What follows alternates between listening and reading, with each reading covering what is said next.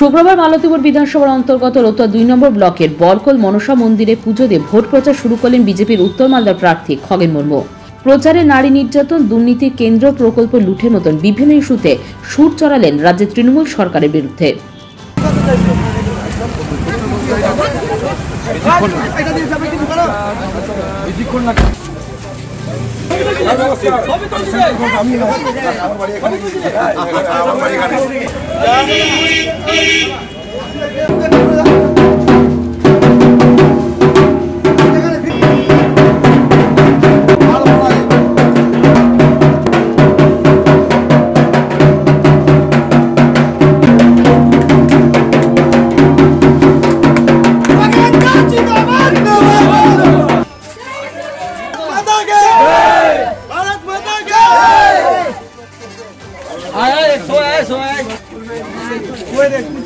भारत माता की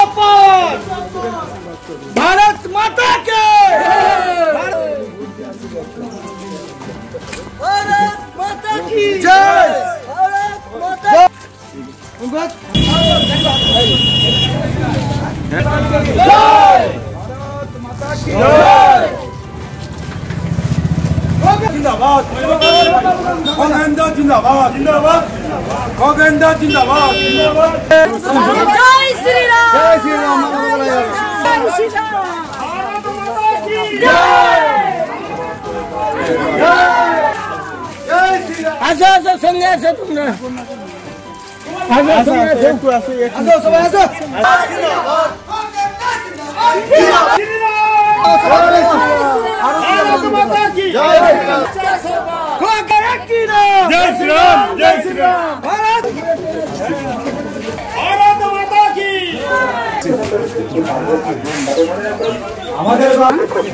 ঠিক আছে। जिंदाबाद जिंदाबाद जिंदाबाद। ঠিক আছে। কারেগা ফোন রে আজারে তরে। আজকে মালতীপুর বিধানসভা এলাকার বিভিন্ন গ্রামে, বিভিন্ন পাড়ায় মানুষের সঙ্গে সংযোগ রক্ষা করার জন্যই আজকে আমাদের পার্টির পক্ষ থেকে কর্মসূচি গ্রহণ করা হয়েছে। আমরা বরকল থেকে শুরু করলাম, এখান থেকে মন্দিরে এখানে প্রণাম করার পর আমরা এখান থেকে এখন ঘুরে যাবো। এখান থেকে আমাদের বিভিন্ন যে এলাকাগুলো আছে সেই এলাকা আমরা তৈরি করব।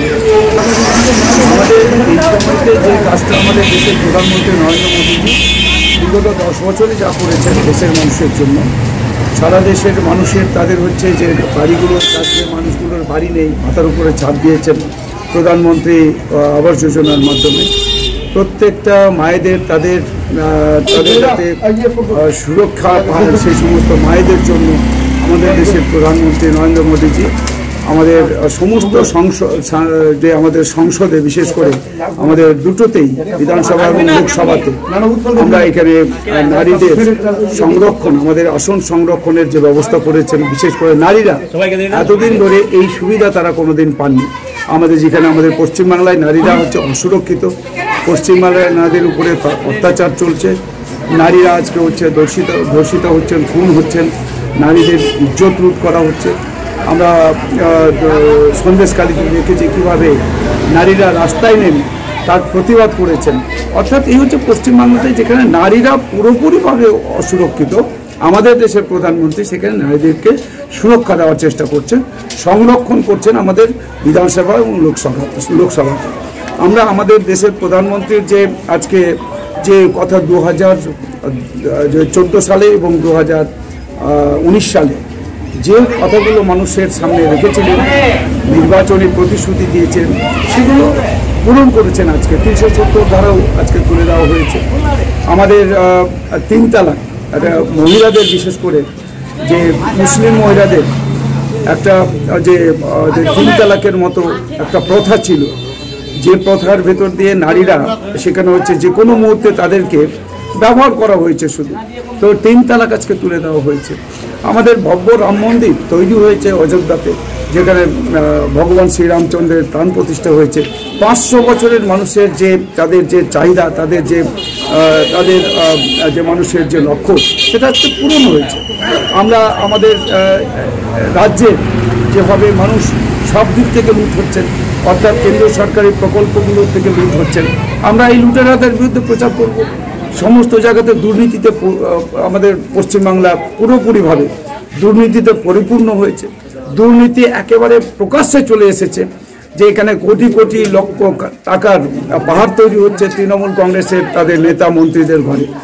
আমরা এখানে পশ্চিমবাংলায় দেখতে পাচ্ছি উন্নয়নের জন্য, যেমন আমাদের গঙ্গা নদীর বাঁধার জন্য আমরা যেমন গঙ্গা এবং কুলাহার নদী, আজকে মানুষের যেভাবে সর্বনাশ হচ্ছে, এই নদীর বাঁধার জন্য রাজ্য সরকারের পক্ষ থেকে কেন্দ্রীয় সরকারের কাছে একবারও তারা কোনো প্রস্তাব দিচ্ছেন না। আমি বারবার আমাদের কেন্দ্রীয় সরকারের তাদের নজরে আনার চেষ্টা করেছি, আমাদের হচ্ছে সংসদে তুলে ধরেছি, কিন্তু রাজ্য সরকারের কাছ থেকে তার জন্য কোনো রকম সহযোগিতা পাইনি। ফলে এটা আমার প্রচারের মধ্যে আসবে। মালদাতে আমাদের যে বিমানবন্দর করা উচিত, বিমানবন্দর এতদিন ধরে এখানে হয়নি। বিমানবন্দরের জন্য আমি সংসদে তুলে ধরেছি একজন সাংসদ হিসেবে। তো বিমানবন্দর এখানে তার একটা ছোট একটা জায়গা আছে, সেটাও আজকে লিজ নিয়ে রেখেছেন রাজ্য সরকার। না এখানে বিমানবন্দর চালু করছেন, না কাজটাও এগিয়ে নিয়ে চলেছেন। এই বিমানবন্দরটাও যদি চালু করতেন, লিজ না নিয়ে রাখলে পরে কেন্দ্রীয় সরকার চালু করতে পারতেন, যাতে চালু হয় বিমানবন্দর। ওই যেটুকু আছে, যেটা আছে পুরনো বিমানবন্দর, হয় ওটা চালু হোক, নাহলে নতুন জায়গা একটা তৈরি, নতুন জায়গা সংগ্রহ করে সেখানে বিমানবন্দর চালু করা হোক। আমাদের মালদাতে নবোদয় বিদ্যালয় নেই।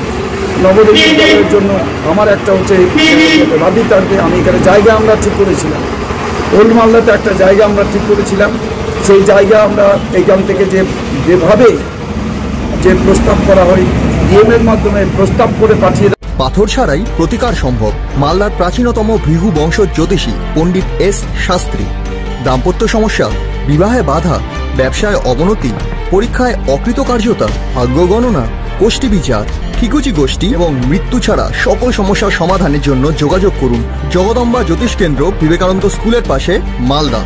মোবাইল 09733027832 অথবা 09332056956।